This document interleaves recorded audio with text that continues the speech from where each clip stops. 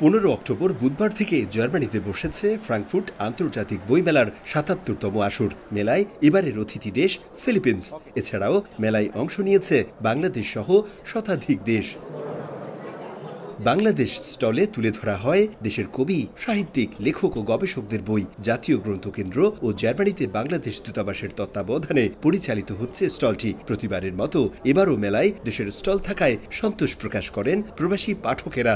জার্মানিতে তথা হোল ইউরোপে আমাদের সেকেন্ড থার্ড জেনারেশনের মধ্যে বাংলাদেশি কালচার, বাংলাদেশি সাহিত্য পৌঁছে দেওয়ার জন্য আমাদের এই উদ্যোগ। আশা করি নেক্সট টাইম আন্তর্জাতিক বই মেলায় বাংলাদেশকে রিপ্রেজেন্ট করবে, বাচ্চাদের বই নিয়ে আসবে এবং এটাকে আরও ইন্টারন্যাশনাল মার্কেট, ইন্টারন্যাশনাল স্ট্যান্ডার্ড অনুযায়ী করে নেবে।